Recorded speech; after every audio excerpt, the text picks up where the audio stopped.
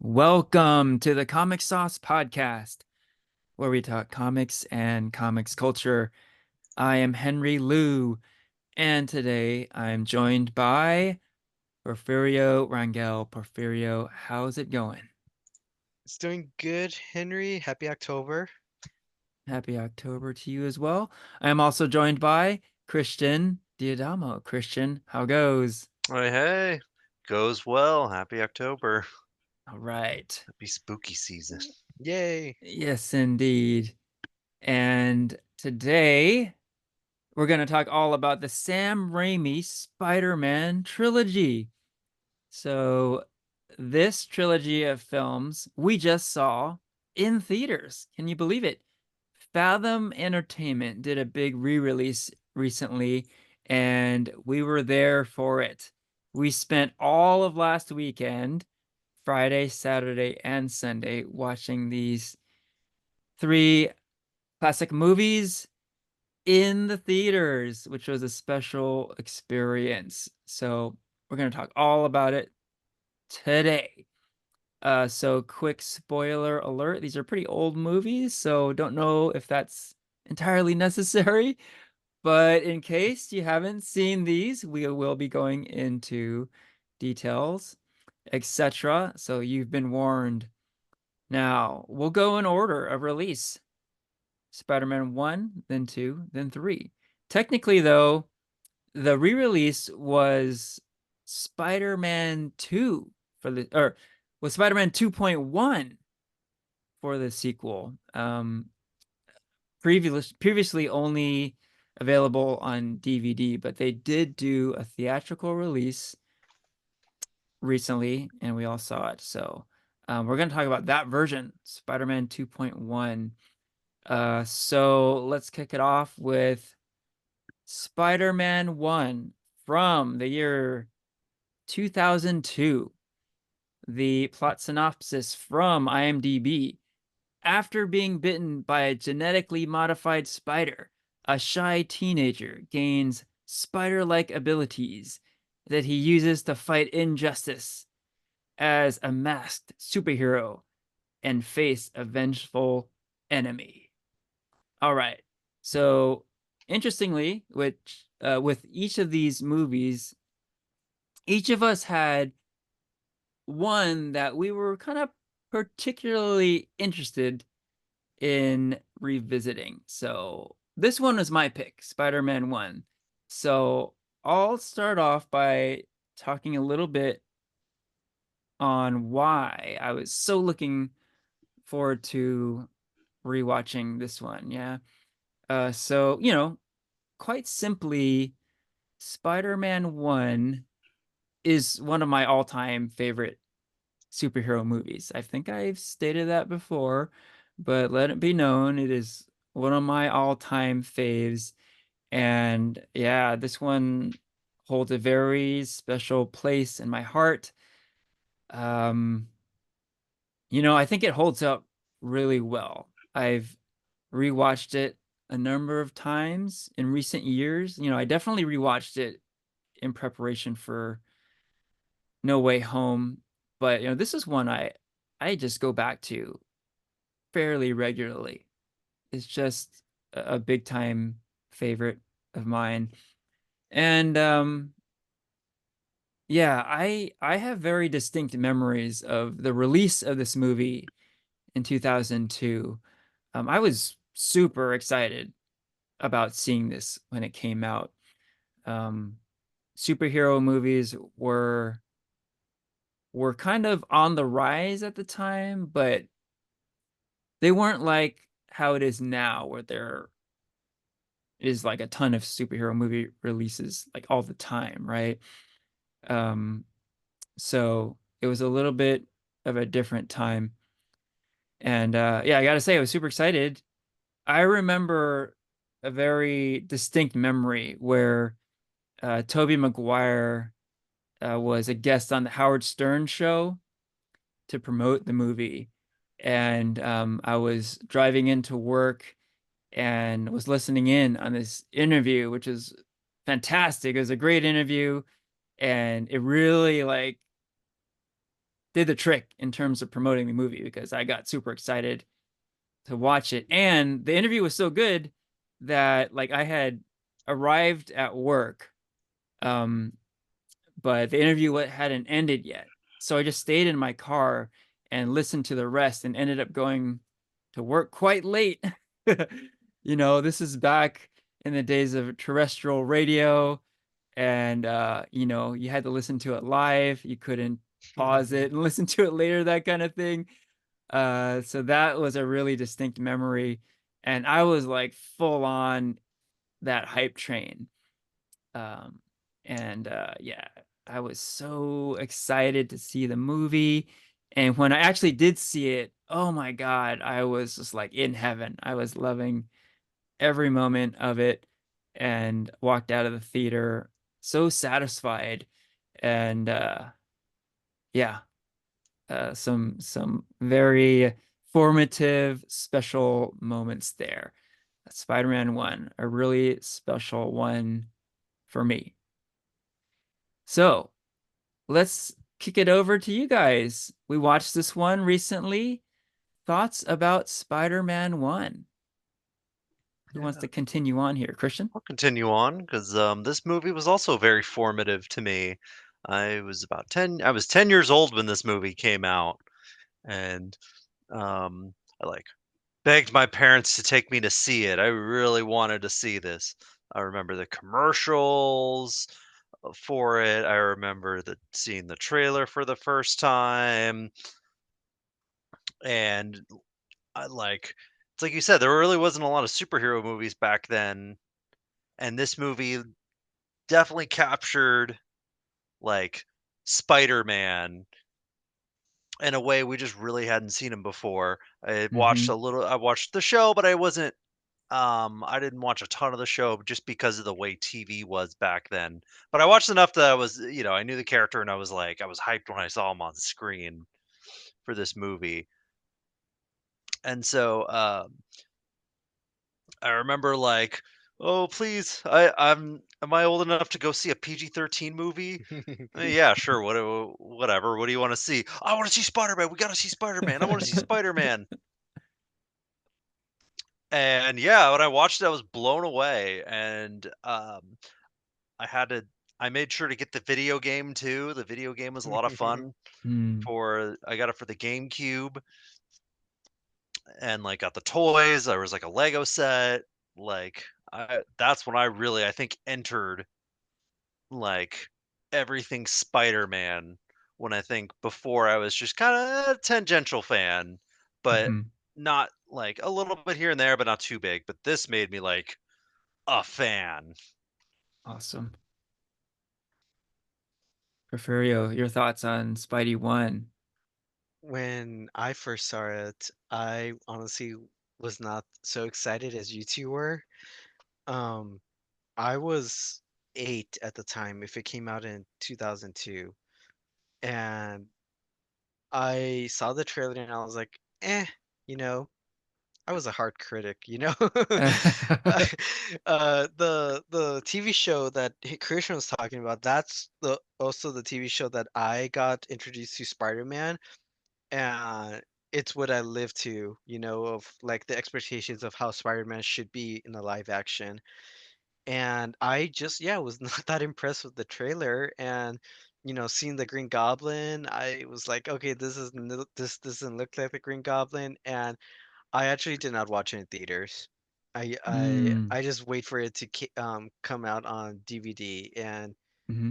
even when I saw it, I was like, it's okay. All right. A few different perspectives here. Maybe not seeing it in the theaters for your first viewing made a big difference, because I think this movie was kind of made to be seen on the big screen. Maybe. We'll see. Um, yeah, oh, yeah, a quick note on just going back to like early viewings. Um, I gotta say, Tobey Maguire's Peter Parker really spoke to me because then, and even to this day, I feel like this Peter was me in high school. Like in high school, I can't think of a character I was more similar to. Like this really was me. He was literally me. So that resonated big time. And it continues to. Like seeing it just recently, I mean, we're talking like days ago, basically. I still feel this way. When I see this version of Peter Parker in high school, I still see myself. It's really something else. So I really relate to this performance. Okay. So good framing. I like how we've talked about our early viewings. What about like our recent viewing? Like kind of what I'm saying. I'm still resonating with this movie and the characters. How do we feel now? Like all these years later, this is a 23-year-old movie. um, what was going through your minds as you were watching this just the other day? I just bashed on it how much I didn't like it my first viewing, but I had a lot of fun watching this. I'll admit that. Like I was watching, I was just like, at first I was literally like, okay, God, is it gonna be as awful as I remember it? But I had fun. There was a lot of nostalgia, like, simple scenes. I was like, okay, I remember being a little kid and hating that. I think just that feeling was really fun to think about. But you know, maybe I was too harsh of a critic when I was little because it was actually a pretty fun movie. I'll admit, it was fun watching with you guys. Very cool, very cool. Christian, thoughts? Like, yeah, because like I feel like this is the movie. I guess this and X-Men kind of be the movies that really like kicked off like the modern superhero movie. Hmm. Mm-hmm. Uh, and like watching it, it was like, oh my god, I've never seen anything like this as a kid. Whereas like nowadays, there have been so many more Spider-Man movies. There's been that many more superhero movies. Like superhero media has come such a long way in Hmm. those 23 years. And that and I think like part of it you could see like a lot of the framework of those movies kind of etched into Spider-Man. Spider-Man kind of set like the blueprint of like, okay, this is what it's gonna be. You're gonna how we're gonna set up your hero, and then we're gonna set up the villain. Like, and I think it does show some age in places. It's definitely has a vibe, and like Sam Raimi definitely has like a '60s kind of Spider-Man feel that he's going for with these, and you could see what he's inspired by. Whereas I think nowadays they kind of pull from a bit more modern takes on the character. I think probably just more in general than they probably used to back in the day. Mm-hmm. But like I still think this movie holds up pretty well. I still really really like this movie, and still think this movie is a good time. And I still think there's even though there's been dozens more superhero movies, there is something like pretty unique about this movie, and we'll probably also get into that when we talk about Spider-Man 2. That this movie there's something that feels very unique about these, even though Mm-hmm. we've seen this formula done many, many times since. I also just want to add, like, I think the theater we watched it with, I think it was just fun since everybody's already seen the movie. It was fun for everybody to know when to laugh, to repeat the lines, like that Mm-hmm. wrestling match that um Spider-Man was doing against Bones. I heard Christian to my right just chanting the what Bones was gonna say, you know? I got you for 3 minutes. Yes. Yeah. Yeah, and so hearing Christian say that into it, I was like, okay, he's enjoying himself. Yes. Yeah, we'll Good call say out I've seen this movie many, many times, and I will say like this has got to be like one of the most quotable movies. for sure. Oh, There's good so many good. segue. Yeah. I was about to mention how there are a lot of quotable lines in this one, a lot of iconic lines. Of course, Uncle Ben's. with great power comes great responsibility. Hmm. Every time I hear that line from Cliff Robertson in this movie, I get chills. It's just so perfect. I like the way they framed it. It doesn't come out of nowhere. It's he's trying to like have a serious talk with Peter, and it comes very naturally out of that conversation, right? So it's just a great moment. But yeah, a lot of funny quotable lines. Willem Dafoe, he's on fire in this movie. We got I'm something of a scientist myself. There's back to formula, you know. He's there's yeah, like you were saying, Christian, like there's so many quotable moments here. Mhm. Like we could just like keep going on all the different lines, Yeah, Hmm. right. just by all the different characters and something about it makes it like just so iconic Yes, that yes. you're like, oh, they're gonna say it, yeah. But I think when you Yeah. rewatch it now, it's almost like you kind of wait for those points. Hmm. Hmm. Yeah. Oh, and as long as I'm talking about Willem Dafoe, he is fantastic in this movie. There's a scene, talking about getting chills. I always get chills from this one too, where he's talking to himself in the mirror, right? And he goes back and forth between the Green Goblin and Norman Osborn, right? And it is such an amazing performance. Like, there's no special effects, there's no stunt double. It's just him in front of a mirror, and the way he just switches that that switch, right? He switches those gears, right? It's amazing to see. It really is awesome. Yeah, we'll say like Willem Dafoe's performance has to be like one of the best, I think, villain performances in a superhero movie. I mean, they Hmm. brought him back, for and gave him a pretty good role in No Way Home. Yeah. Yeah, they Yeah, of really all the did. villains they brought back, they made him like the main villain of that Hmm. movie. Yeah. Yeah, yeah. And he kills it in that movie too. He's still Oh, great. dude, yeah, he's great in that. And he does kind of the same thing where he flips between Osborn and the Goblin, right? Hmm. But we can certainly talk about No Way Home and other movies later. But for now, let's stick with the trilogy. On to Spider-Man 2, or should I say Spider-Man 2.1. Original release date of 2004. And here's the synopsis for this one. Peter Parker is beset with troubles in his failing personal life as he battles a former brilliant scientist named Otto Octavius. So, Porfirio, this is the one you were particularly looking forward to rewatching. Hmm. Tell us a little bit about why. Honestly, I don't remember if I watched this in theaters or not.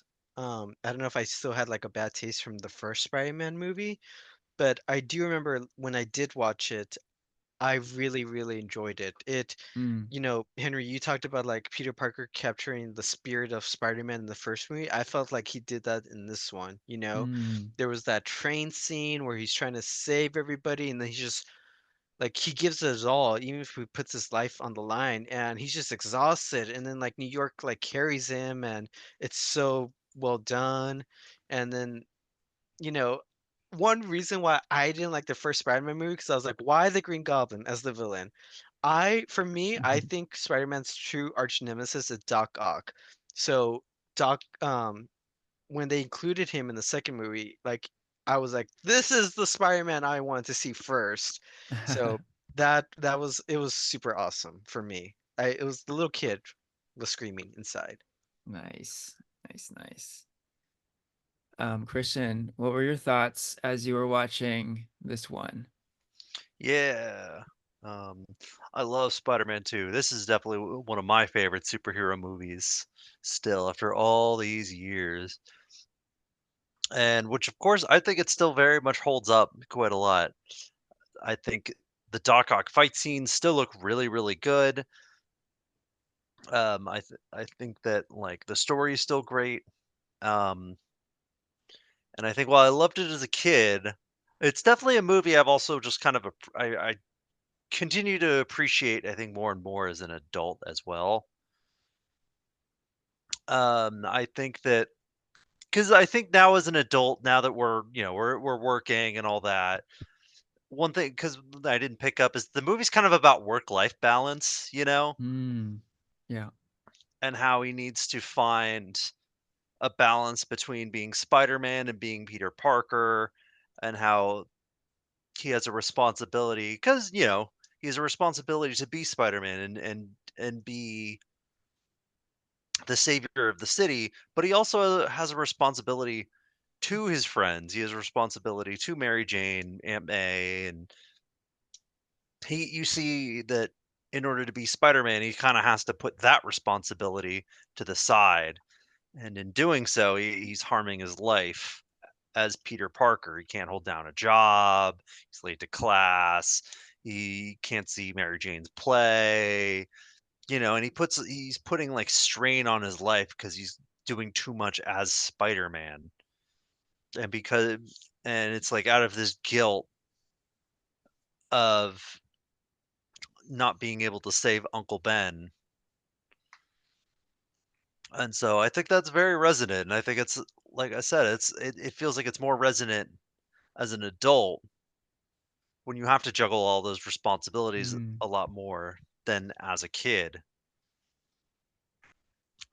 And I still think the train scene is pretty awesome. I still think that's like one of the best superhero segments in a movie. I think the fight's awesome. I think the way he stops the train is awesome. The scene, like you said, Porfirio, with him being carried by New York Hmm.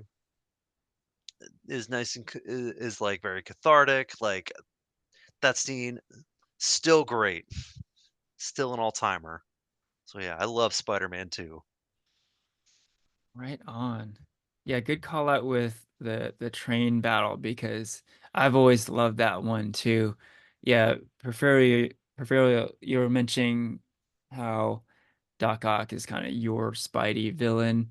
And yeah, I'm a big Doc Ock fan too. And um I always thought it was awesome that Doc Ock was like probably Spidey's most formidable enemy amongst his like main rogues gallery.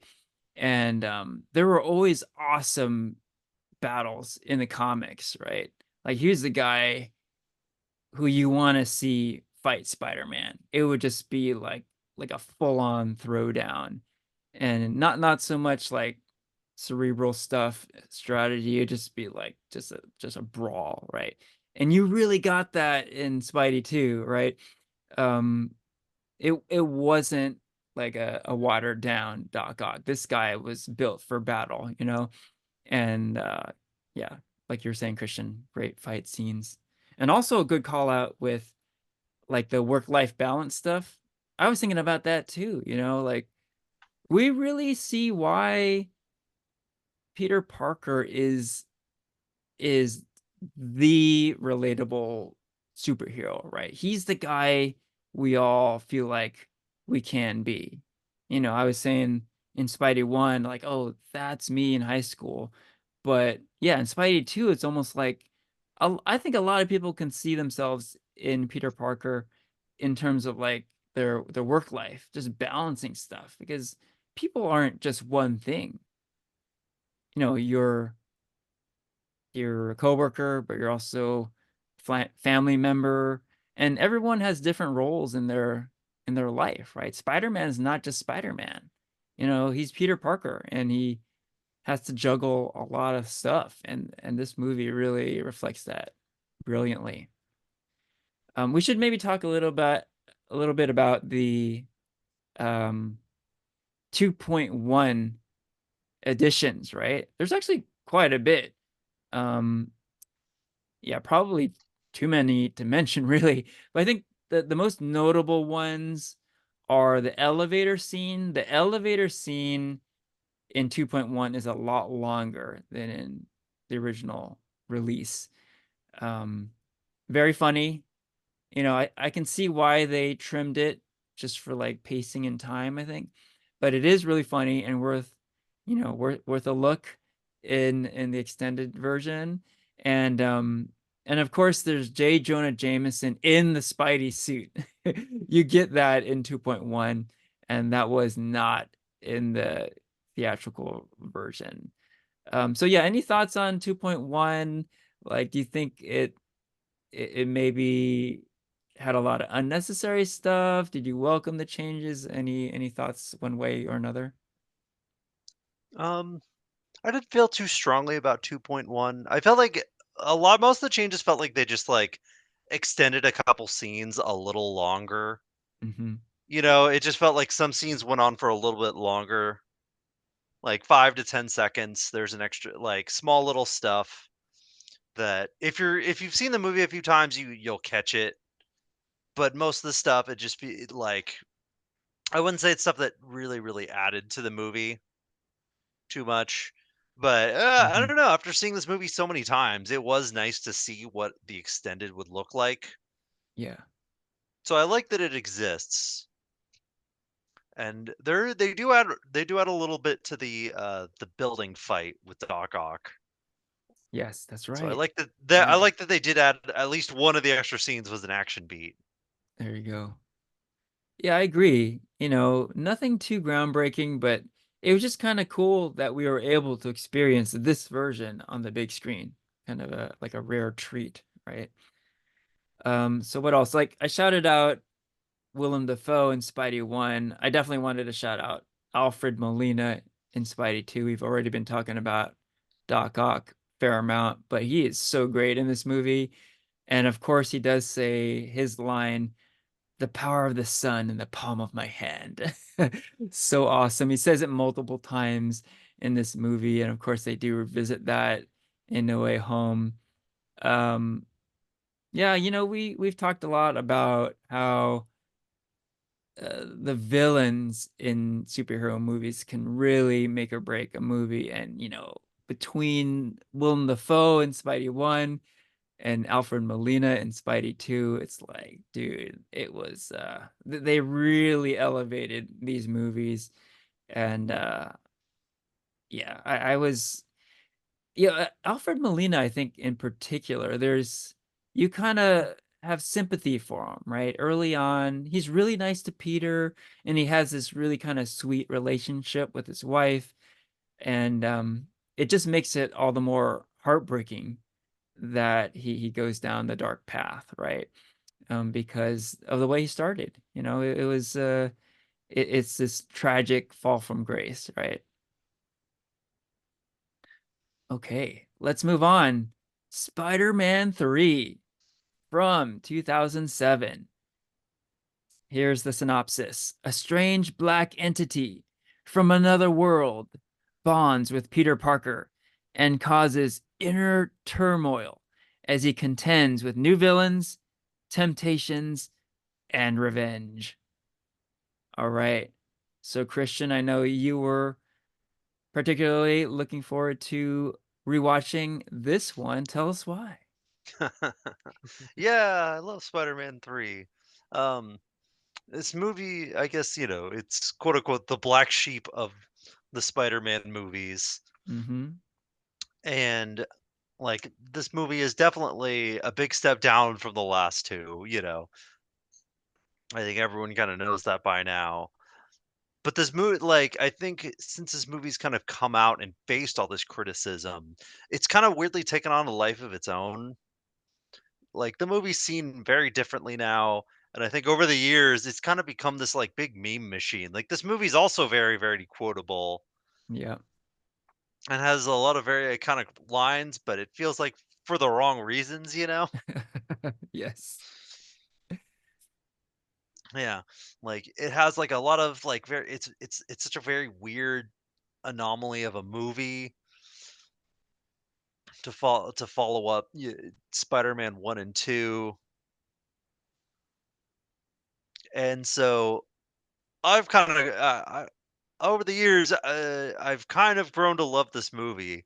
I think I watched it in theaters. I liked it in theaters, but it felt off.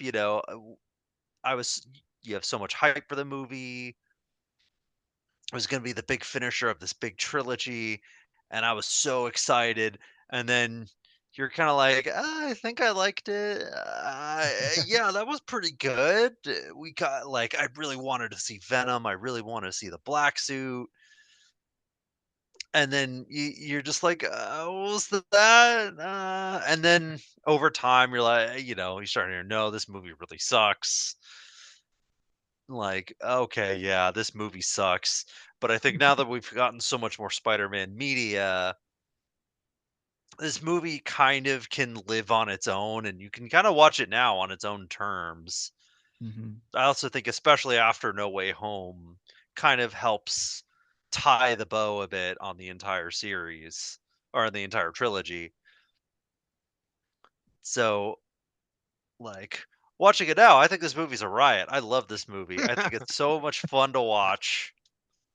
I think the action beats are still really good. I think the action looks great, the camera works great, the fighting is a lot of fun, and the bad parts are really funny. I I think they're so over the top weird, and they're kind of chock full of these really bad lines. You know that this movie's just a riot. So I had a great time watching this in a very different way from watching the other two. But I Hmm. think this yeah, Spider-Man 3 rocks. Awesome. What about you, Porfirio? What are your thoughts on Spidey 3?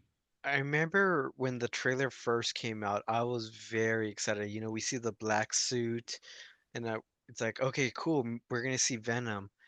And I feel like that was the first Spider-Man movie I watched in theaters. I watched it at a drive-in, you know, and went with my family, Ooh. with my cousins, and they were like my age. So let me see, Spider-Man 3 came out in what year? Oh seven. So I was Hmm. 13 at that time. And since we were all young, we were super excited to watch it. And then similar like Christian, you watching you're like, I think that was good, right? I and then like, you know, you over time you're like, no, this movie sucked. This movie sucked. Yeah, But just exactly like Christian said, it is so memeable. You laugh because of how ridiculous it is. And um, even what is it? Into the Spider-Verse, there's a scene included in it, and it's like we don't that's talk about right. that scene. That's right. And so it's so interesting to think back and look at it, and it's like this is how it was supposed the Spider-Man trilogy is supposed to end.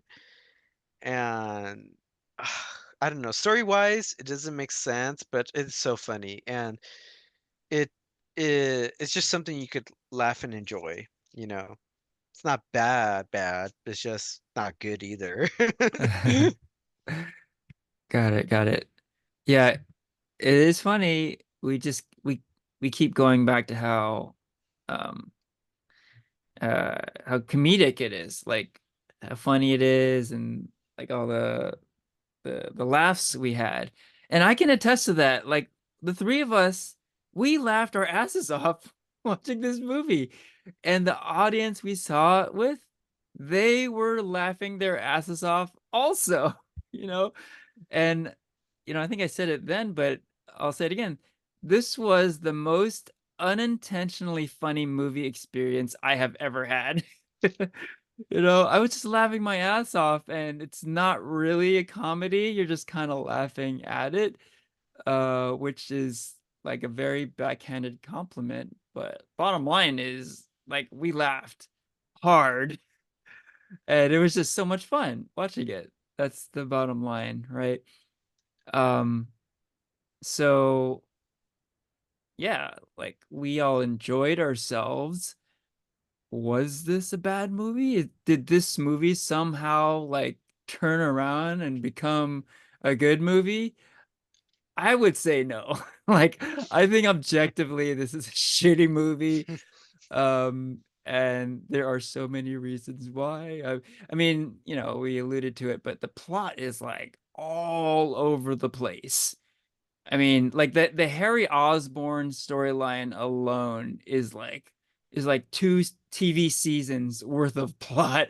Like he wants to get revenge on Peter, then he gets amnesia, and then he becomes super nice, and then he sort of develops a relationship with MJ again, and then he starts to get his memory back, and then he wants to kill Peter again, and then he wants to help Peter. Like it's all over the fucking place.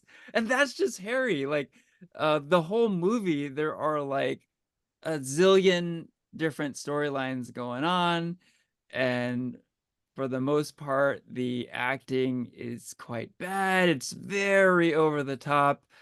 Um, yeah, we're talking about a fun movie to watch, but like, yeah, objectively, it's kind of garbage cinema in a lot of ways.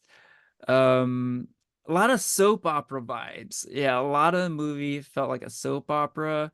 There's the, you know, MJ, Harry, Peter love triangle. There's also the MJ, Peter, Gwen triangle. And yeah, like a lot of crazy, silly soap opera stuff going on. Um, and hey, let's talk a little bit about Topher Grace as Eddie Brock. So Do we have to? it's tough to watch this performance, right? I think we all agreed that he was totally miscast for this movie. It just seems like very bizarre that he was even in this one in this role, right? Like, yeah, thoughts on Venom? Yeah, like I think part of the hype going into this is that one, we haven't seen Venom done, and then they didn't show Venom in any of the trailers or the promotional material. So as I Hmm. remember, they just showed the black suit, and the Hmm. black suit looks so cool. I Hmm. loved their take on the black suit. Yeah. Hmm. And so that like generated a lot of hype for this movie. And yeah, Topher Grace was so horribly miscast. He does not look like Venom. Like Venom, like Hmm. he's like got this like gorilla like look to him, where he's just Yeah. Hmm. like just this big hulking monster. But when you see him in the movie, he's like kind of small and slender. You know, it looks pretty bad. And I think like when you think of the Tom Hardy voice, that feels much more in line with Venom. Hmm. Whereas, like, when you kinda hear him talking through the Venom monster, like, it just doesn't sound right, he doesn't look right, everything just feels so off, and you really only see him for, like, 10 minutes in the movie, or Yeah. Venom particularly. The rest of it is, like, Topher Grace, and he's like, yeah, he's just kind of he's also just kind of a dork. Yeah. Yeah, we were still debating this. Like after we saw it, we were like, why did they cast him? We're talking 18 years later, we're still like, we don't know how he ended up in this role, right? It's kind of mind-boggling. I will say one thing. Him being in this movie did lead to one of my favorite lines in the movie, and that's when Peter says, "You're trash, Brock." So awesome. And yeah, I kind of had some not so nice things to say about the movie earlier, but like again, there are so many quotable lines. That's one of them.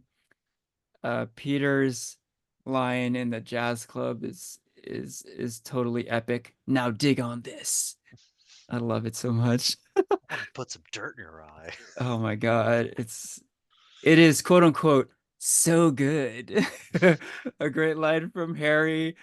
Oh man, you could go on and on with the classic quotes on this one.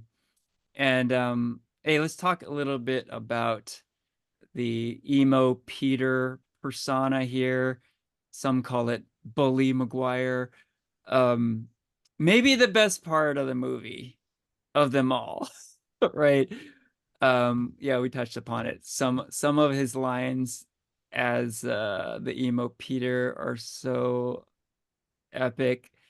But yeah, like I gotta say, like back to back in the movie, we see the Bully Maguire montage.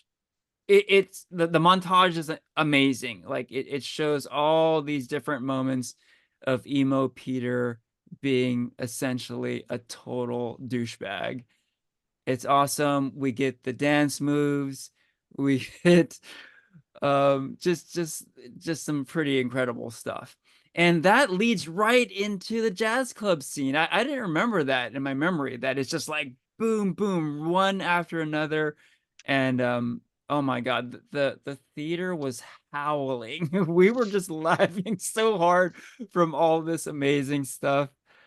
Um, so hey, I might pose this question. So for a movie that is really ridiculous and very corny, like this particular sequence, right?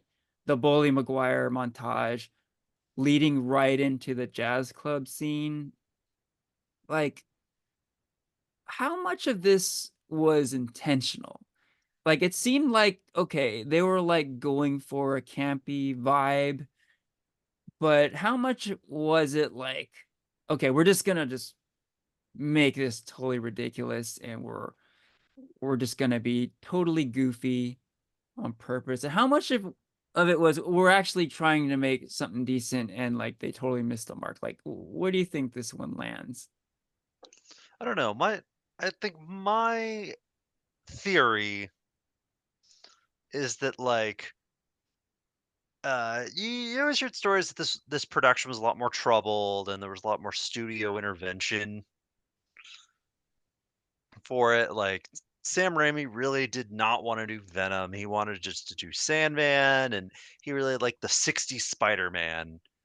But it's the third movie. We have to put Venom in this movie. That's the villain everybody wants to see. Everyone wants to see Black Suit Spider-Man. They want to see Venom. We have to do Venom in the third movie. And so, and like this is also 2000s, like the early 2000s. We hadn't gotten Venom yet. There weren't like a lot of these superhero movies.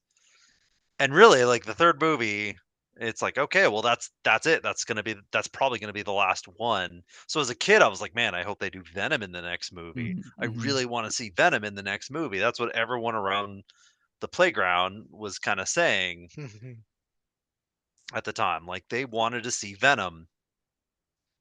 Sam Raimi though definitely did not. And so Yep. part of me thinks that this whole sequence is in a way Sam Raimi saying, "All right, you want to eat Black Suit Spider-Man, you wanted him to be more aggressive and you want to have it lead into Venom. Here you go."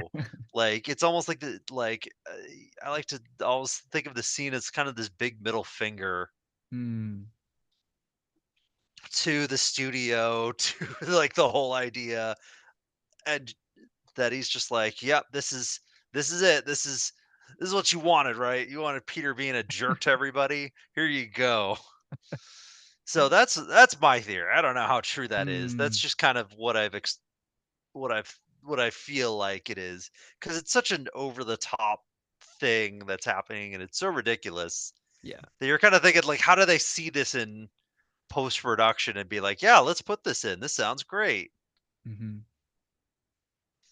Good points for sure. That's my theory. Right on. Porfirio, do you have any thoughts about how intentional was the corniness in this movie? No, I think everything Christian said, I believe. Like, yeah, like Sam Raimi did not want Venom, and echoing everything Christian said, like, okay, here's Venom, but this is my version, and it's just like a big, like, yeah, like F you to the studio, and like, you wanted this, here you go, stick with it, you know? So, um, Yeah, I feel like it was a total Sam Raimi thing to just make it over the top and just make it very dislikable. Mm, interesting points. Yeah, you know, I was thinking about this, and there were definitely aspects of this stuff in parts one and two where, you know, there's definitely some campiness. You know, it's not all like serious filmmaking, right? They have some fun with it. You know, in Spidey 2, there's that like um raindrops keep falling on my head scene where it's very campy, it's silly, right? Peter finally gets to just be Peter Parker and not Spider-Man anymore, and he's having fun. And it's really goofy. Um and yeah, all throughout there's stuff like this, but Spider-Man 3 really like pushes the envelope, right? They really go over the top with a lot of it. So I think what I'm trying to say is I think they were trying to capture some of the campiness from one and two. Um, and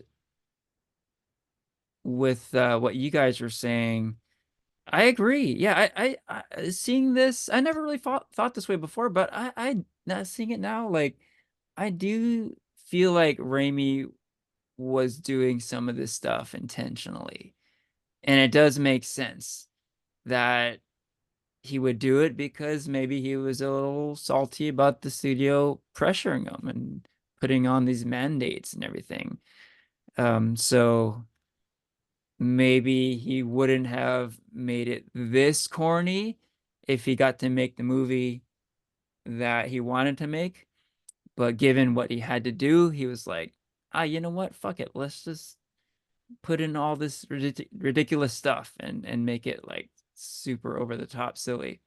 So I think, you know, maybe not 100% of intentional corniness, but I think at the very least some of it was intentional, and I think we're pretty much all in agreement there. All right, so that's Spidey 3, and that's the trilogy. Now, you know, we have been talking about how influential these movies are.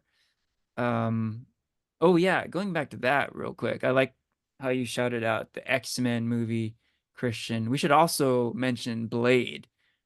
I think Blade, X-Men, and Spidey 1 are like are a huge part of the resurgence of superhero movies in this time period and really saved the genre after the debacle of Batman and Robin, right?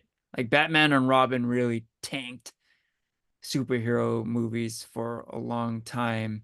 And it wasn't until Blade, X-Men, Spidey, where all of a sudden, like these movies were back on the map. And with the Spider-Man trilogy, certainly back in a big way. It's funny framing the time frame because um, maybe not so coincidentally, the MCU was birthed right after this, 2008, right? So this was just like right on the cusp of true greatness, yeah. So on to random thoughts about this trilogy. I know we have more to say. Um, let's say, oh, so maybe we were already starting to allude to it, but let's talk a little bit about Spider-Man No Way Home. So Spider-Man No Way Home homages this Sam Raimi trilogy hard. And there are actors from this trilogy in No Way Home. There are so many references. One that I found out about for the first time happened with our rewatch, and that's the trying to do better quote from Peter Parker. So I remember in No Way Home, Peter and Otto have a little conversation at the end of the movie. This is after Otto has been quote unquote cured. He's normal again, and they're having a very pleasant conversation. And Peter tells him that he's trying to do better. And it's a direct reference to Spidey 2, where when Peter first meets Otto, he says the same thing, that he's trying to do better. So very cool. And No Way Home is chock full of references to this trilogy. So any thoughts about No Way Home and the connections to the Raimi trilogy? Yeah. I guess the big connection that I think I alluded to a little bit, the way I say he kind of ties a bow on this series, is the movie like kind of continue you get a little bit of a continuation of the Tobey Maguire Spider-Man. He like kind of becomes the older mentor character to Tom Holland's Peter, and he's like the wise man of the three Spider-Man. He's the oldest. And he even mentions that him and Mary Jane worked things out at the end. After Spider-Man 3, they it's just them kind of just they reach out for each other at the end, and that's pretty much it. You're not really sure if Hmm. they truly get back together or not at the very end. Yeah. They just kind of hint at it. And that was always kind of something just left in the air that you weren't sure really had like really happened. So I really like that they I say, "Oh yeah, he works it out," and he kind of acts as like the older Spider-Man helping out the other two. And so it like I think that movie works really well as an epilogue to the trilogy here. That and I think having that little line in about him and Mary Jane kind of getting back to the other end just kind of smooth over a bit of Spider-Man 3 as well. You know, nudge, oh well, it all works out in the end for them. That does really, I think, help that ending. Which at first, when the first time I watched, I was like, "Oh wait, that's it? Uh, did they get back together or not?" Like it's the end of the trilogy.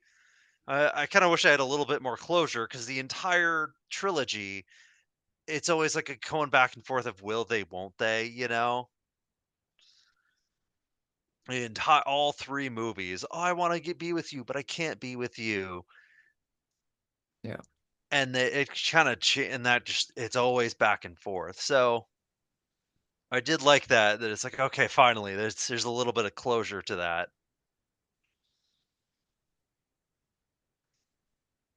Yeah, it is pretty brilliant how in No Way Home, it's not just cameos and it's not just,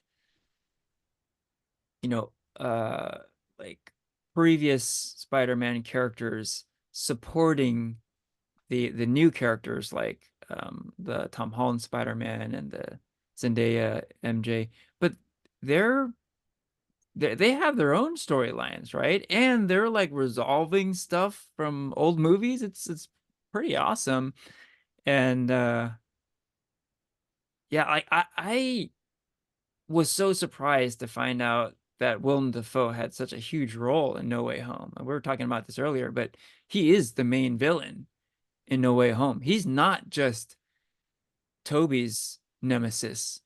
Like he is the arch nemesis to the Tom Holland Spider-Man in No Way Home, right? He fucking kills Aunt May in the movie, and like he goes toe to toe with the new Spidey at the end, right?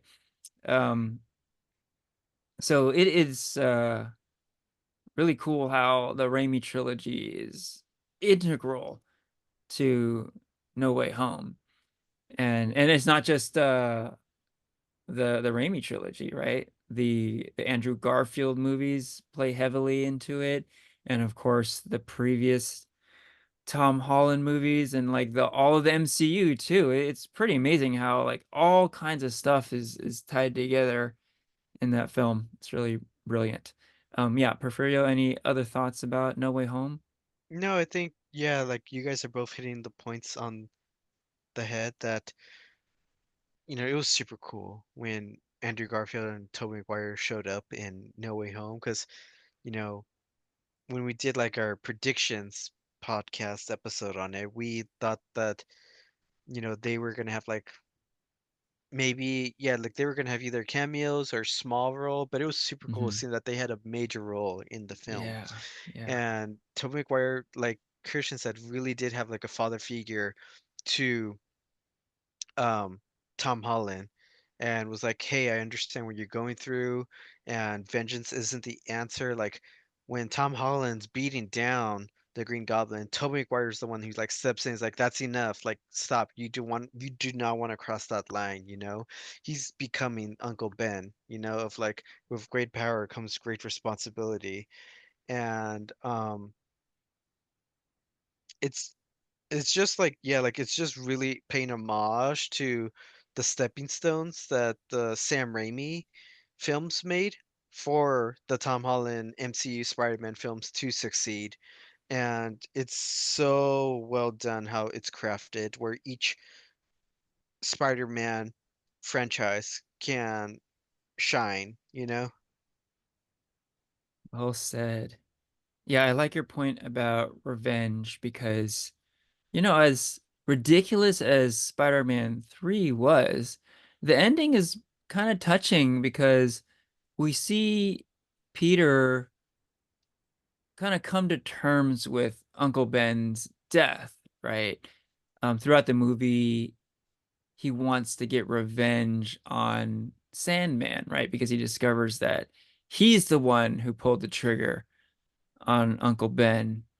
But in the end, he kind of lets go of that, right? And it is okay with not getting his bloody revenge. And it's kind of beautiful when Sandman, aka Flint Marco, just kind of disappears, and it's almost like Peter's vengefulness disappears, right? So he's been there. So when we see Peter giving Tobey Maguire giving Tom Holland the lesson of revenge is not the answer in No Way Home, you know, we've seen it. We know he's been there. We know that he knows this, right? So pretty beautiful. All right, what else we got? Yeah, I definitely jotted down a few things that I needed to state, and one is Danny Elfman. Danny Elfman does the musical score for all three Raimi Spider-Man movies, and the music is brilliant. And oh man, watching these movies on the big screen really highlighted that. I mean, you really get the music pumping all throughout. I love the Elfman Spider-Man theme. Part one, it's just like, oh, we had this is a new theme when Spider One came out, and when you hear it, it's like, oh, this is just right, and they use it throughout. Like Spidey Two has the same Spidey theme, has some tweaks. It's kind of cool, and two, like it's the same theme, but it has this cool little effect in it. So it kind of like amps it up a bit. And then in Spidey 3, again, the same main theme, but they add some stuff. There's like the little symbiote add-on, that da da da da da da da da da da da, that is so cool. I love it. And like the Spidey 3 theme now is maybe my favorite among the three, but it's so good. The Elfman score is like it's so brilliant all throughout. Sam Raimi's direction is awesome. Yeah, again, like you really get to experience these in a great way on the big screen. And I really feel like uh these movies kind of came off with a cool horror vibe, which is awesome because Sam Raimi's roots are in horror movies. He did the Evil Dead trilogy, as we know. And yeah, there are jump scares. There's a lot of women screaming in these movies. And there's almost too much screaming, but it's cool in my mind because it is like kind of a like an homage to all the scream queens in his horror movies of past, right? So I love that, and I think he has such a cool signature style that the whole time you're watching it, it's like, oh yeah, that's Raimi. That's his that's his signature right there. I love it. So yeah, anything else to add about like the Elfman score or Raimi's direction at all? Mhm. Like, yeah, I will say with the Elfman score, it is great hearing it on the big screen with the sound system. Like, it feels like it harkens a bit back to like the Superman theme, you know? It Mm, reminded me a little bit of that. Now thinking like, man, or I guess, Elfman's Batman theme. yeah, definitely. Like, and it's like, oh man, I feel like I haven't heard a superhero movie with like that big, like a score like this in a while. I think that always helps it stand out. There are some really great superhero scores that I think have come out, but I think just because there's also just so many, Hmm. you know, you don't have the big standout score nearly as often, Yeah. and because there's so many different scores, it kind of it does kind of like, oh well, it kind of melts together a little bit. Hmm. So when you hear it and it like really captures your attention, you're like, oh wow, it's like this score is amazing. It really stands out. And like, I think with the direction, like, what's funny is like seeing this on the big screen. Even though I saw these movies like last year, I forgot how many jump scares were in Spider-Man One. Yeah. Like, there's so many different moments where things just flash on screen at you. Like when you're not like things like when Peter got bit and he's in his room and he's crawling on his bed, you just get these flashes on screen of like Hmm. spiders, Yeah. things like that. There's like the big jump scare with the goblin in the burning building, and just like little moments like that where things just just scream at you out of nowhere Yes. that I just forgot. I'm like, oh my god, I hate jump scares. How did I handle this as a kid? There's so many jump scares in this movie. Yep. Couple other shout outs. J.K. Simmons as J. Jonah Jameson is so brilliant throughout the entire trilogy. I mean, he steals every scene he's in. I love him so much. And, we've been talking about like quotable lines. He's got so many throughout the trilogy. Some of my favorites. He doesn't want to be famous. I'll make him infamous. That's awesome. And of course, there's the I want Spider-Man. Great line. But yeah, he's a scene stealer for sure. Bruce Campbell is a big scene stealer in this trilogy also. He appears in every one. Um, in cameos, really. But like I said, he really steals the scene every time. He's got a great line in Spidey 1 where Peter wants to be known as the human spider, right? And Bruce Campbell's like the announcer at the wrestling match, right? And when he hears human spider, he's like, the human spider? That sucks. And of course, he famously announces him as Spider-Man. So it's very iconic. So yeah, any other thoughts on JK or Bruce Campbell here? Yeah, J.K. Simmons always rules. Definitely, I think like one of the most like iconic comic book castings. Like Yes. one of the most perfect castings for any comic book character is J.K. Simmons as J. Jonah Jameson. Yeah. So amazing. They also brought him back for No Way Home, and he Yeah. wasn't from another universe. They're like, we just Yeah. need Jameson. It has to be J.K. Simmons. Right. Yeah, I love that so much because it's almost like every universe has the J.K. Simmons uh persona as as Jameson, right? He's Jameson in every Spider-Man universe, and that's how it should be. It really is. Okay. Yeah. Any other random thoughts about the Raimi trilogy? I think Porfirio, you had some thoughts going in, right? To the Yeah, about I know there were a lot of like what ifs about this trilogy. Possible other directors, possible other actors. Um, yeah. Did you have any thoughts on like the big what ifs about the Raimi trilogy? oh, there's so many what ifs.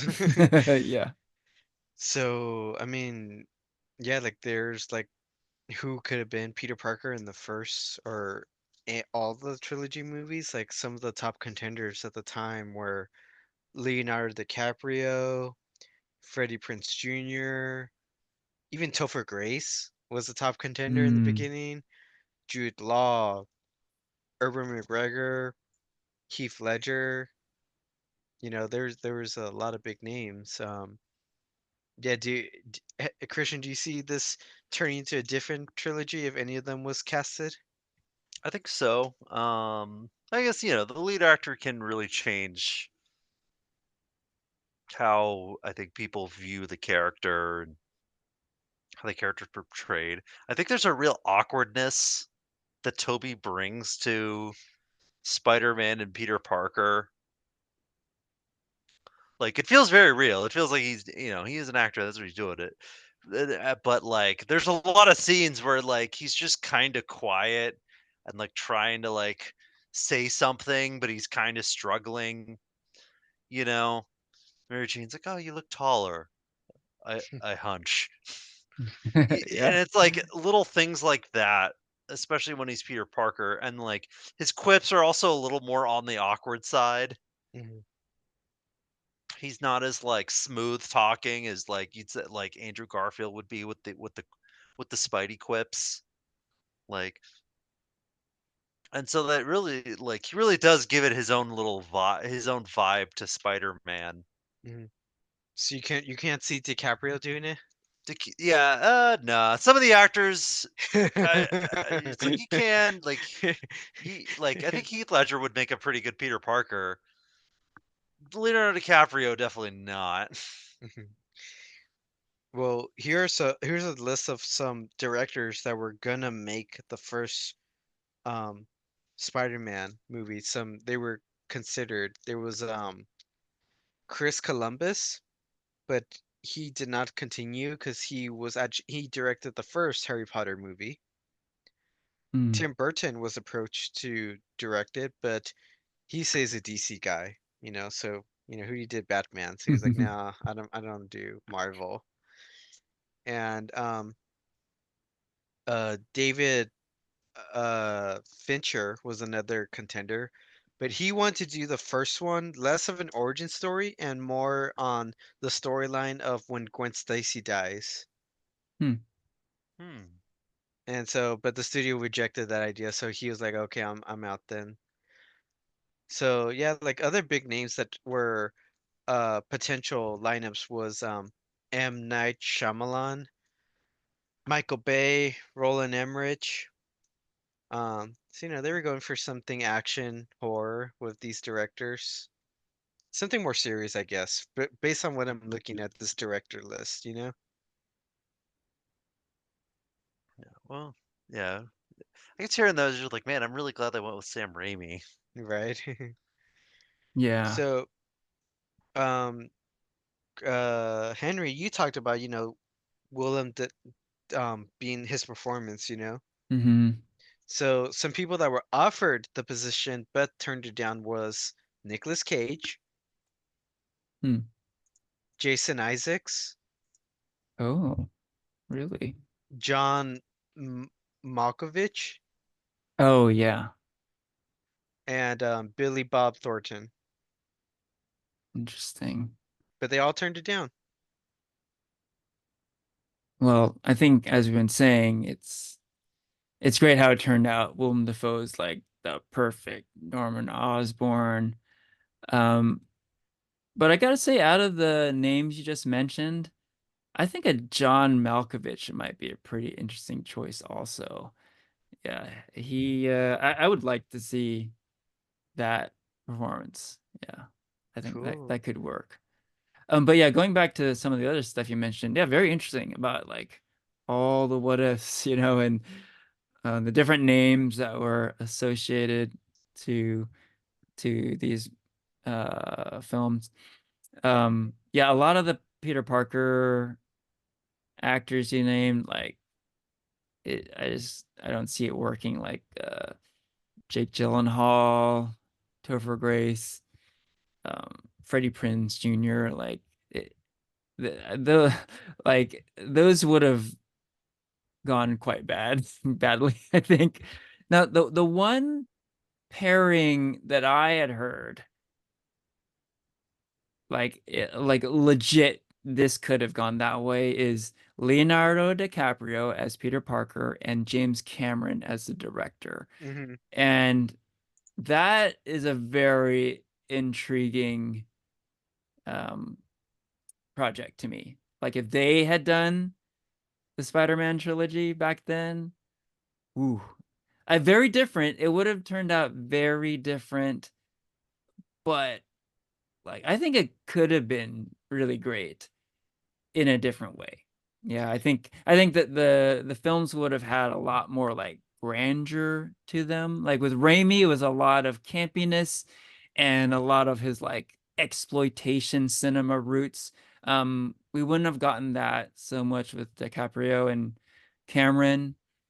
Um, yeah, like they might have felt like kind of bigger, more serious, more epic, more, like I said, grandeur.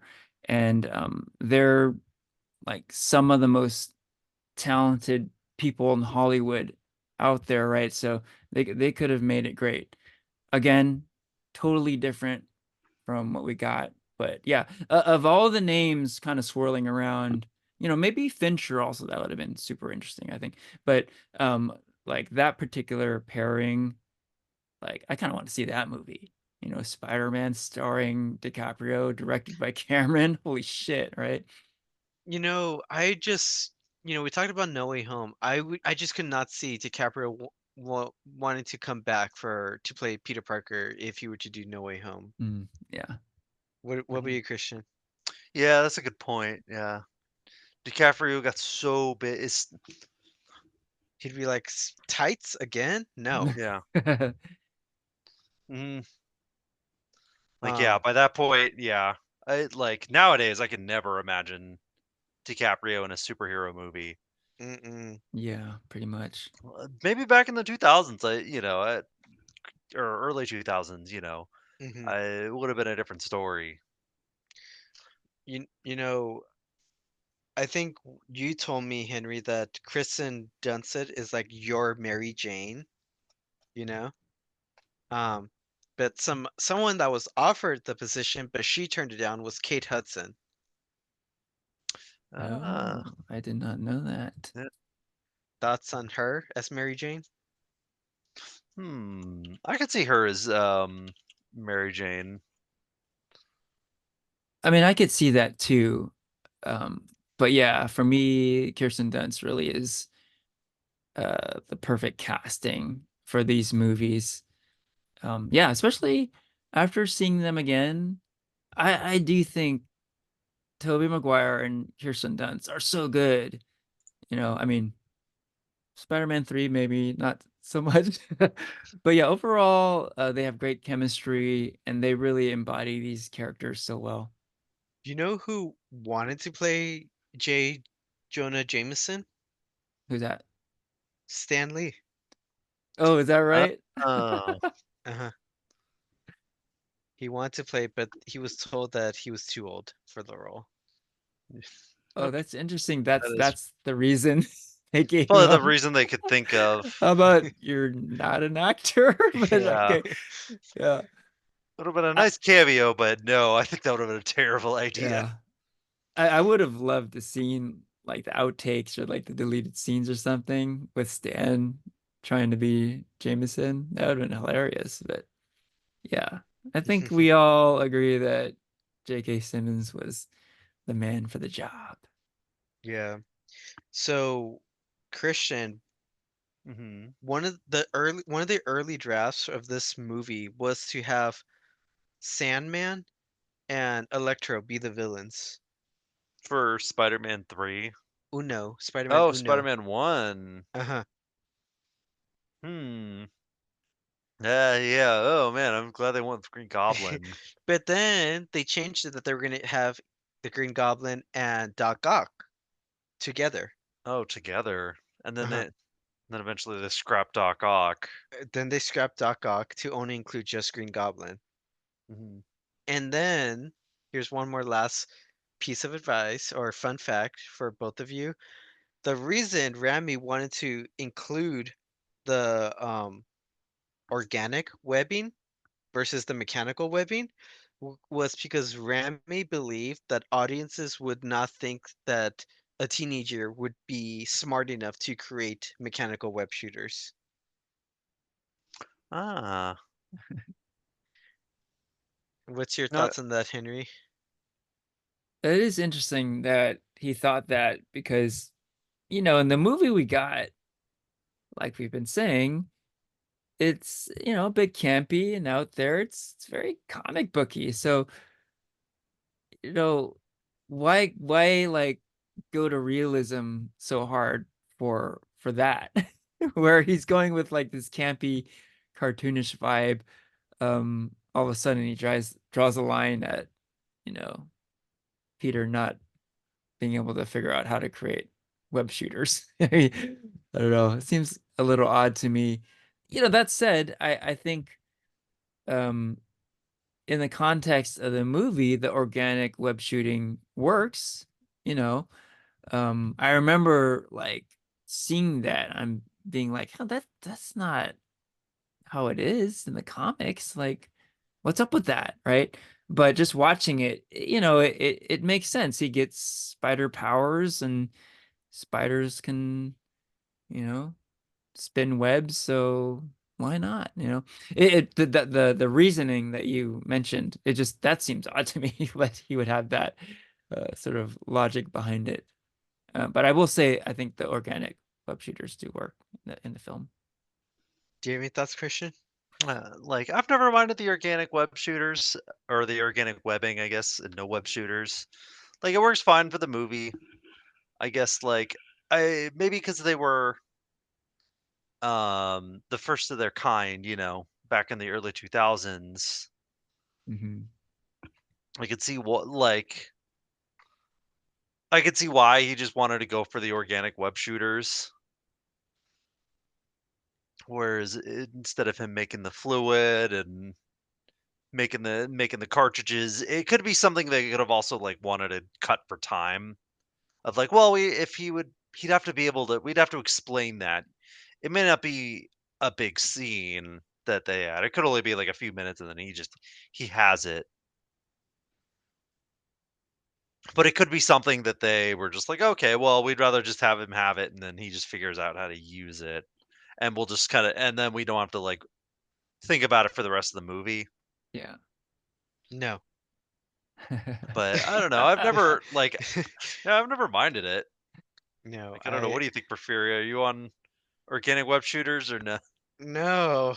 Again, I was a critical 6-year-old and just being like, this is not Spider-Man. What the fuck is it with this organic stuff, you know? Even No Way Home, they're like, what is that? You know? Is that the only place it comes out of? Mhm. No. Um, so in Spider-Man 2, other actors who were considered for Doc Ock were Ed Harris, Chris Mhm. Cooper, Mhm. Christopher Walken, and David uh Duchovny, the guy from the X-Files. Oh, Oh, David Duchovny. yeah, Yeah, yeah. Duchovny. Uh-huh. Wow. Um, we would have had again another totally different movie. Thoughts, Henry? Wow. That's quite a list there. I would say hard no to all of them, except um Christopher Walken. Like, I would be very curious to see a Christopher Walken Doc Ock. I don't know if it would work in this movie or any movie, to be honest, but like the curiosity factor is definitely high with Walken for sure. You, Christian? Yeah, that's how I am. I hear those, and I'm like, ah, no. Christopher Walken is such, yeah, he's definitely the one I would be curious, Yeah. but that kind of ended at curious, And it's hard, like, I think a lot of these actors do so well that it's hard to imagine anyone else, in these roles. And Alfred Molina is such a good Doc Ock. It's really hard to imagine anyone else in the role Hmm. in Yeah. for the Yeah. Raimi trilogy. Yeah. Yeah, I agree. And so, real quick now for Spider-Man 3, um, we had already all talked about how Venom was not the first choice for Sam Raimi to include. It was really a studio decision for them to include. The villain Raimi wanted to include was Vulture in Spider-Man 3. And he wanted Ben Kingsley to play the character. Mm, Oh, I could see that. me too. I feel like of all the different castings, it's probably the one I'd see the most.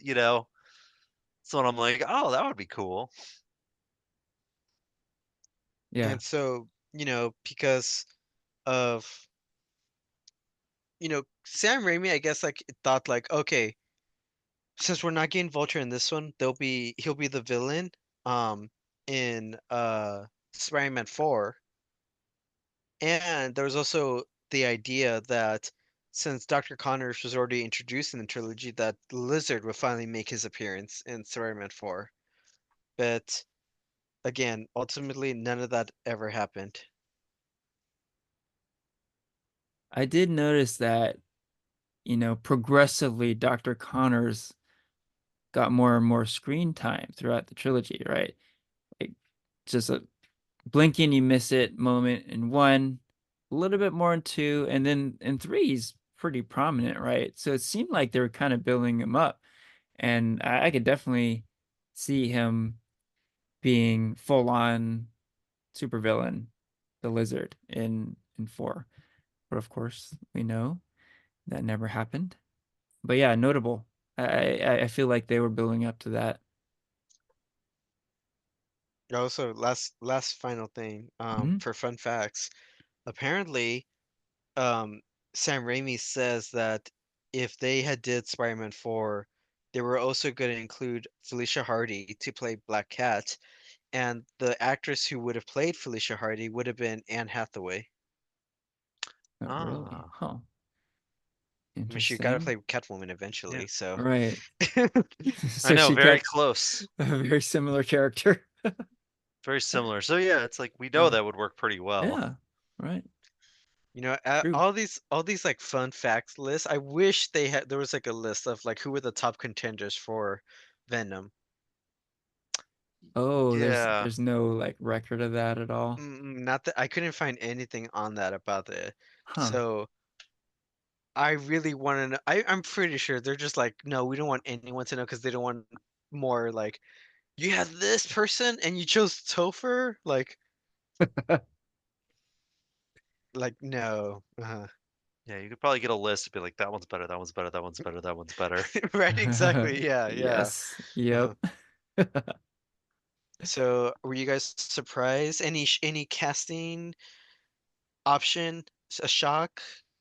Glad that didn't happen. Wish that happened. Could have happened. Interested. Like, I guess, like we said earlier, Christopher Walken as Doc Ock is such a surprise to hear Hmm. that it does Yeah. make you curious. Yeah. Like, I also Stan Lee, I guess, is Jameson. Mm-hmm. It's so weird that you're just like, wait, that wouldn't work.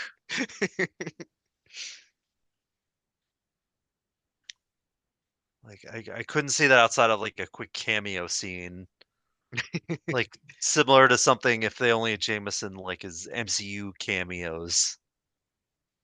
Yeah. You, Henry? Yeah, it is always fun to ponder what if, but for the most part, I think with the Raimi trilogy, the casting was very solid, you know. Few exceptions here and there, particularly Eddie Brock, of course.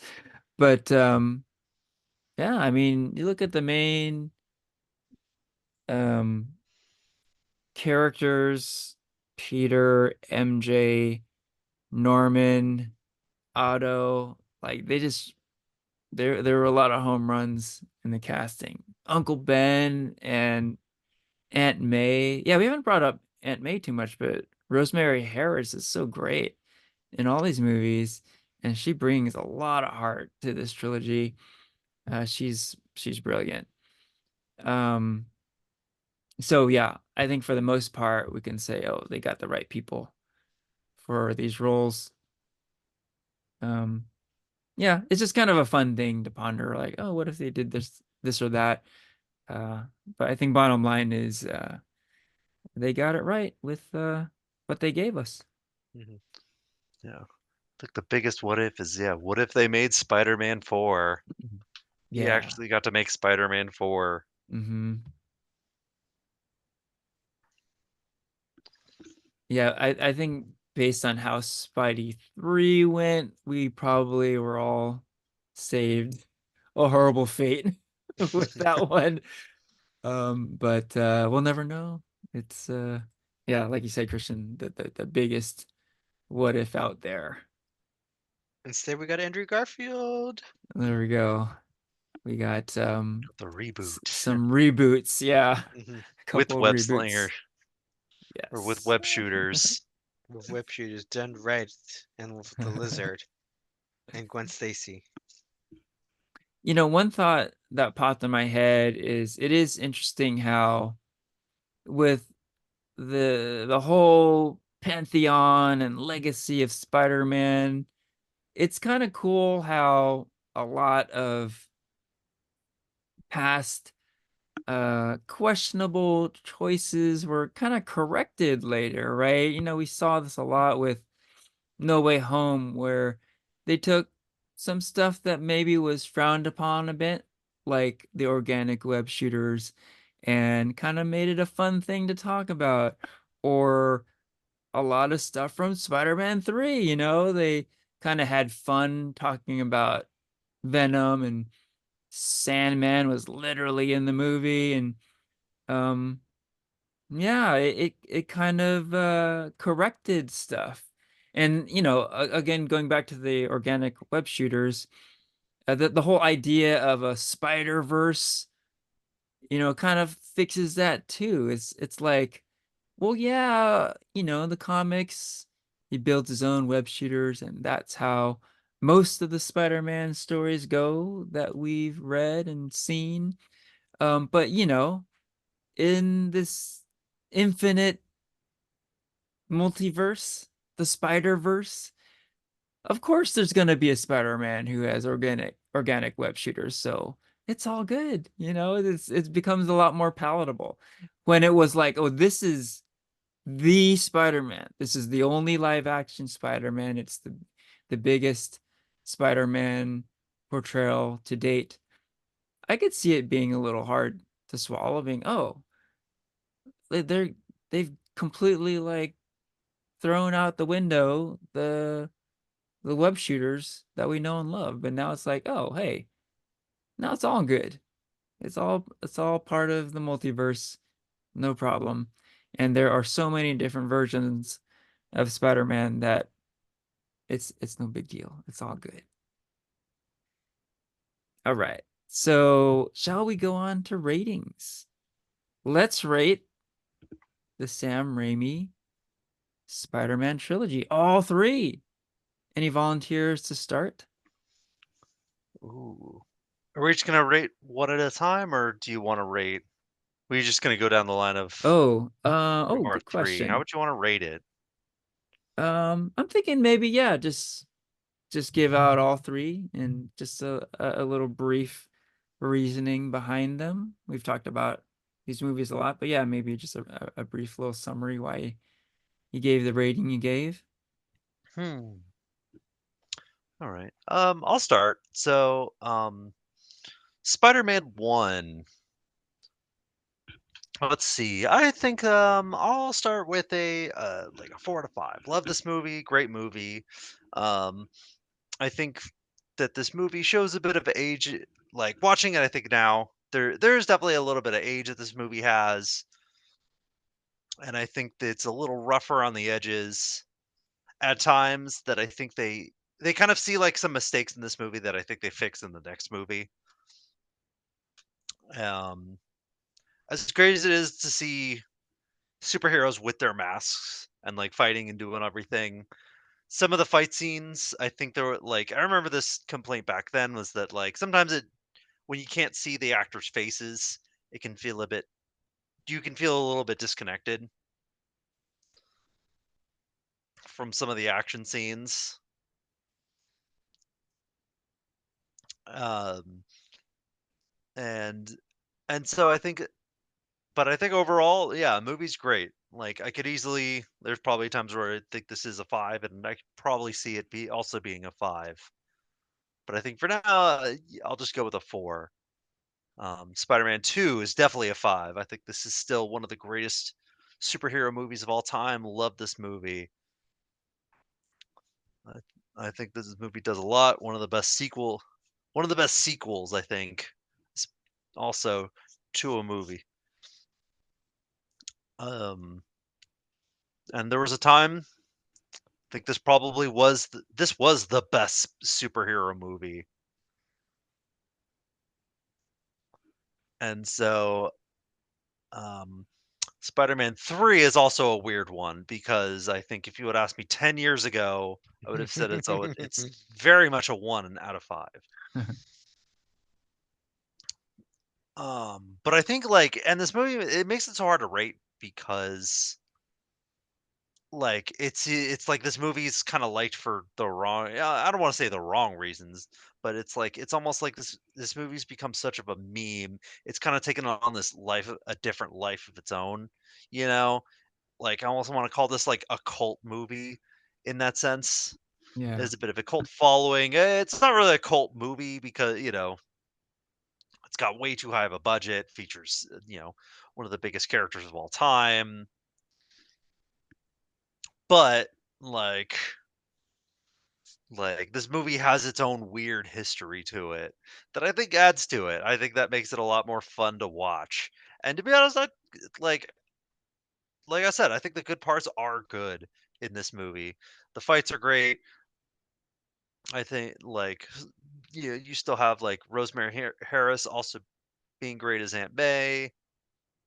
Sandman still looks great, even though there's a lot of parts that are just not very good. The plot's all over the place. I don't know what they were doing with Harry and Harry's suit. The snowboard looked pretty bad. Venom looked really bad, but I can't help but not love this movie. I've seen it quite a few times, and I just giggle every time, and I enjoy it. So I feel like I should give it a 2, but there's a part of me that does also want to give it a 3 just for the sheer enjoyment factor. But I feel like it's like objectively I should say 2, but I want to give it a 3. Um so Just yeah, I'll go for the heart. Give it a 3. nice. All right. How about you, Porfirio? See, Spider-Man 1, I'm gonna give it a 3. Um, I had fun watching it with you guys, but there's still that little kid in me that's just like, this is not my Spider-Man. The web shooters, the Green Goblin outfit. Um, so yeah, it's a solid 3 for me. If you had asked me 10 years ago, I probably would have did it lower. So Hmm. I feel like this is a step up for me. So a 3. Yeah, yeah. Spider-Man 2, this is the one I really, really liked. Like Christian said, it would one point probably was the best superhero movie we had, you know? So it had the heart and fight of Spider-Man. Doc Ock as the villain was awesome. So I will probably give this a 5. And then Spider-Man 3. It is very funny. It's fun to revisit, but I'm gonna give it an objective rating, and it's pretty bad. You know, they did Venom dirty, and yeah, it's just a bad movie. So I'm gonna give that one a 2. Right on. Okay. So I'll give my ratings now. Spider-Man 1, as y'all know, is one of my all-time favorites. I'm gonna go with a 5 out of 5. This one is very near and dear to my heart. And yeah, it just continues to be that movie for me where when I watch it, I get emotional. And yeah, I can't say enough how much I resonate with the Tobey Maguire Peter Parker in this one. Peter Parker in Spider-Man 1 is me in high school. Like it's just like it's like a documentary practically, right? So I love it so much. 5 out of 5. Spider-Man 2, great movie. Enjoyed it very much when I first saw it, and I've always really liked this one a lot. One thing I'll say is I feel like the middle of the movie dragged a bit for me. Um, I kind of don't like it when superheroes lose their superpowers. We saw that in the second Christopher Reeve Superman movie, and that always kind of bums me out. And like as a result, I felt like the middle of Spidey 2 dragged a bit. Um, Otherwise, really, it's awesome, and Alfred Molina is just so great, and the movie really is great for a lot of the reasons we already mentioned. So I'll give it a 4 out of 5. And then Spidey 3. Okay, I mean, it's pretty interesting our takes on Spidey 3, because we all agree that it is simply not a very good movie, but like I was there, we were all there, we were laughing our asses off. We had so much fun watching this movie, right? So it's almost like, is this a bad movie or is it not? Because if it's so bad, how can we have so much fun with it? Right? So you know what? It really reminds me of when Porfirio, you and I went to see Revenge of the Sith, right? A movie that came out around that same time. And similarly, there are moments in Revenge of the Sith where it's like cringe, right? Like it's like, oh man, the dialogue's rough. Um, but also similarly with Revenge of the Sith and Spider-Man 3, it was like so much fun watching it in theaters with a crowd that really got it and had fun with it, right? So I'm gonna kind of do a similar thing where like my rating will kind of be on the low side, but like it needs to be stated that the experience watching Spider-Man 3 was like so great. So I'm gonna give it a 2 as a rating, but like watching it with you guys in the theaters with that audience was so fun, so awesome. So like rating aside, like if we were to rate, I don't know, the experience of it, like that might be more like a 4. It was so awesome. It was so fun. So officially a 2. Um, but yeah, I gotta be honest. I gotta be honest. Like I think I had the most fun watching 3 that weekend. Yeah, Yeah. So much fun. that's a And with movie. that, oh, go I was ahead, just say Christian. real quick, the the good part about 3 is that, like, you kinda look forward to the bad parts. It's the only movie I think you could say that. Yeah. Yeah, yeah, You look forward to the crap yeah, so you can laugh at it. right. Hmm. Yeah, you could almost feel the audience buzzing in anticipation, right? When Peter sees himself in the mirror and he does that thing with his hair, oh my God, the theater was just like I said, buzzing, right? It's like, oh, here it comes. This is the best part. Right. Awesome. And with that, we can wrap up the episode. This is farewell from Henry, Porfirio, and Christian.